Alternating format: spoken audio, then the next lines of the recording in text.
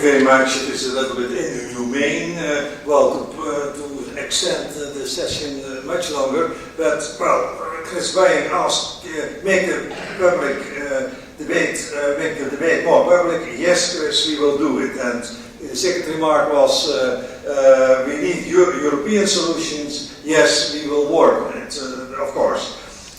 This afternoon, I would be very pleased if it could be published in a book, but each of the contributions was in itself so valuable and was an agenda for deepening our discussion and, well, answering the question marks which were put on the table here. And so rich, so diverse, but all of them also relevant to the central questions with which we started in the beginning. I got my answer if this afternoon should really set out a program for the next 2 years for our discussions in the Netherlands. Steven van Ackeren, sincere thanks. Your contribution deserves a new publication, a new book again. Philosophy, technical aspects, politics, and the tragedy of the commons, all in one contribution, a keynote speech, which became the leading line of our attitude and our approach. Thanks a lot. Richness also of your contribution was demonstrated when you came up with, well, this contribution to a new ethical attitude and to the education. I come back to that later. Mr. Ruding, who can replace your extensive combination together with Van Ackeren of politics, banking techniques, and your attitude of value-based entrepreneurship. I think that nuance point, much has been achieved, but still much has to be done. And that the red line through nearly all the contributions was, don't waste a good crisis, but let's keep the momentum and work further on it. Norbert Kleinheimer. So impressive this other culture, which we unfortunately lost a little bit, culture of dealing with financial institutions, the savings banks, the little cooperative banks. Well, maybe we are in a need, and that is a strong contradiction with the other observation made by nearly all the participants, that the end of the regulations is that there are just fewer banks, not more, and bigger banks, and not smaller, and integrated banks, and with a longer proportion, with a longer balance, and not a smaller one. Well, thanks a lot for bringing that other reality of the other possibility of a bank, a smaller bank, which is indeed relating, Stephen, to the proximity of its clients. Chris Baying,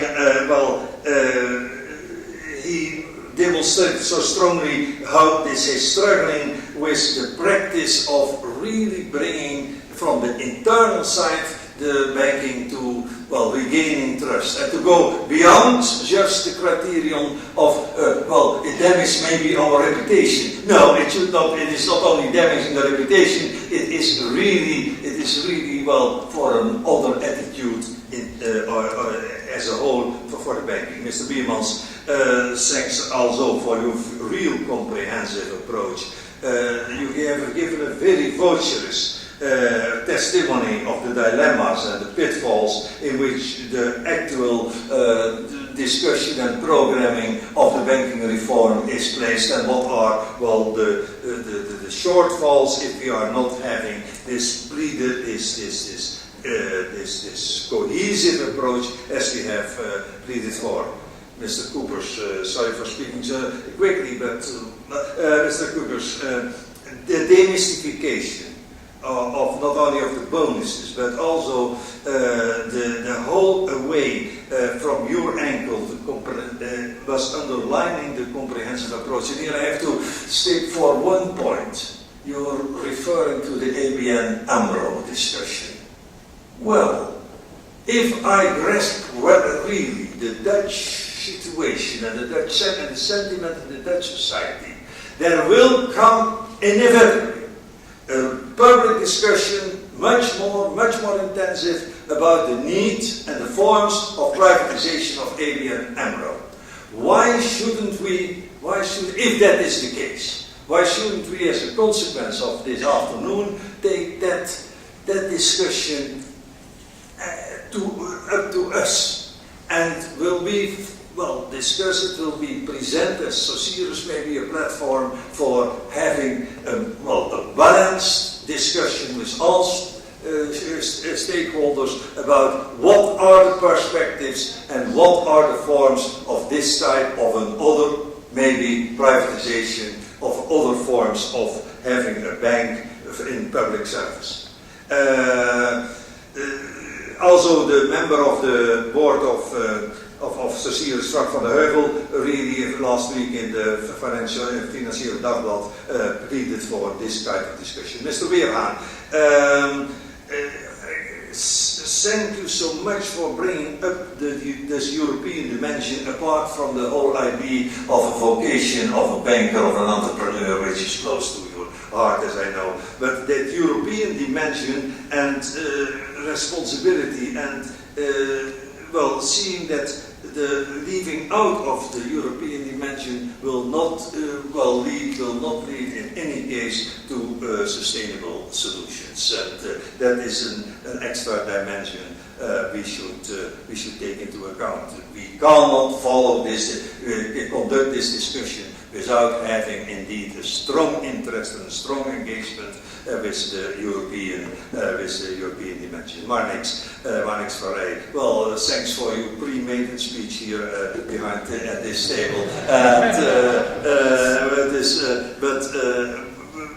you gave one of the key causes of the crisis. You elaborated on. Nothing has happened, and that's good that you brought up this point. But indeed, in the whole discussion, a little bit is overlooked the role of the existing multilateral system. Why didn't IMF not warn us earlier? We have invested so much in the multilateral banking system. Why aren't saying, more alert, more. We have an answer of Candace of his enormous pressure he was under by the US government not to publish the warnings.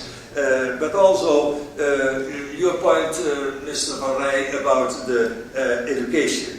Education, may I say, not only in relation with the MBAs, of course, that is a necessity. And Chauvin, de Blok, Neyerode, we see all those the dimensions bringing in.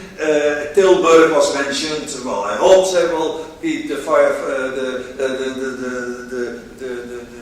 thing going on. But it is also a matter of starting much earlier at the high school, at our colleges. Another member of the board of Socius, Dr. de Jong, had made a plea. Why shouldn't we start much more lessons at the high school level already about at the colleges what are the real principles of an economy in service of the common good?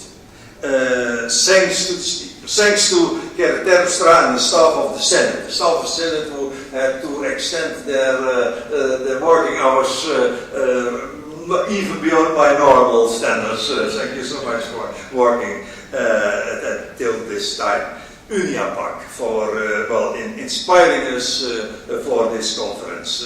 Maarten Biermans, not to overlook, as the Gullenbeek coordinator and inspirator of these sessions and the very cumbersome preparations we had to undergo. The task force, Jan-Willem van der Braak, Carl van Beuningen, Harm Smulders, who were in this run up to this meeting and were and during this meeting were so active and who had done such perfect work. Wilma Bakker even assisted, after 26 years having been of service to this work on a voluntary basis. But most of all, I'm of course very grateful to the Konrad Adenauer Foundation, its Brussels Bureau, and Stefan Gerholders as moderator. Thank you so much. Without your help and your cooperation, this meeting would not have been possible. One person, one institute, or one firm is missing in this list of people who I have to thank. And that is a sponsor, a donor, a facilitator for our finances. Well, I'm going to elaborate more on this subject, but if you really want to have a follow-up and a continuation of this initiative, please, you know our banking account. Coming back to the closing remarks, loss of shops and prosperity, said the governor of the Bank of England. That is the consequence of financial crisis. Yes, according to my own line of thinking and my own previous professional experience, 5 years of development cooperation did cost us the loss of the nationalization of ABN AMRO.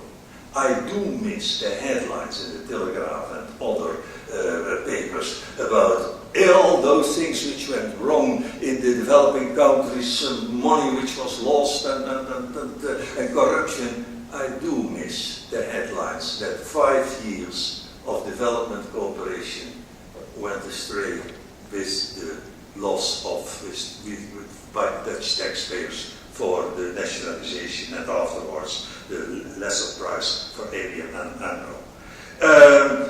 But to conclude, it is not something which is hopeless. I see last week, why did the Latin American banks survive the crisis, were not affected by it? That had to do with the moral capacity, the ethical engagement of one person, especially Enrique Iglesias, who in the end of the 90s reformed the Latin American financial system in a way that all their bad reputations they overcame and were not affected by Wall Street or the city. Well, so there is something we have to become aware that there is more at stake indeed than just muddling through, that there is a real perspective. And that the healing of the banking system is also, and that's the lesson of this afternoon, much more than just a technical matter. It is a matter of this comprehensive four elements approach that was sustained, but it is also a matter of a societal culture as a whole. A societal culture of consuming and producing. And Gerrit Terpstra underscored it already with some examples. Last month, last month Michel Albert passed away, the author, the inventor of the Rheinland model, of the classification of the Rheinland model. What is now at stake? And thanks for referring, Marnix and Stephen, to the need of a countervailing power to the globalization, the reality of globalization. What's at stake is the humanization of the globalization process. And in that system, a sound banking system is indispensable, but also a sound global financial architecture and a culture in which, let me put it the other way around, as we have invented in the first half of the 19th and the 20th century, the social market model, now it is absolutely the need of to have something on a global scale in which we call it the Latin continental model, call it inclusive capitalism, call it whatever you want, but it is a sustain, call it a model of a, yes, Mr. Ornstein, responsible socio-economic system. I think we have to draw the lines and to continue our discussions in that sphere, in that dimension. Thank you so much for contributing and being here this afternoon.